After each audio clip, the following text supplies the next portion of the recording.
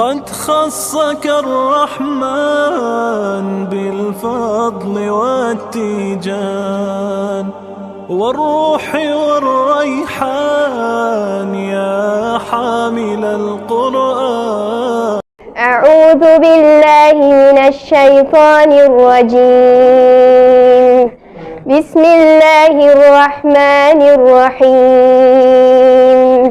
إن الساعة لآتية لا ريب فيها ولكن أكثر الناس لا يؤمنون. وقال ربكم ادعوني أستجب لكم إن الذين يستكبرون عن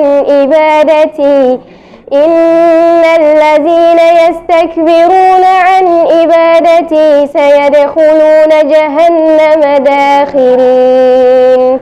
الله الذي جعل لكم الليل لتسكنوا فيه والنهار مبصرا إن الله لذو فضل على الناس ولكن أكثر الناس لا يشكرون.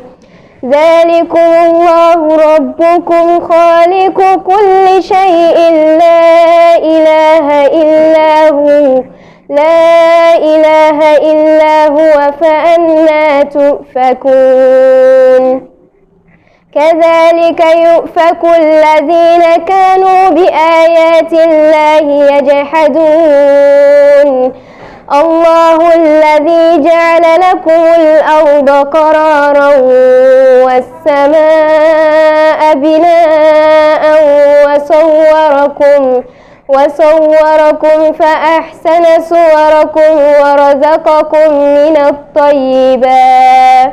ذلكم الله ربكم فتبارك الله رب العالمين. هو الحي لا إله إلا هو فادعوه مخلصين له الدين. الحمد لله رب العالمين. قل إني نهيت أن أعبد الذين تدعون من دون الله لما جاءني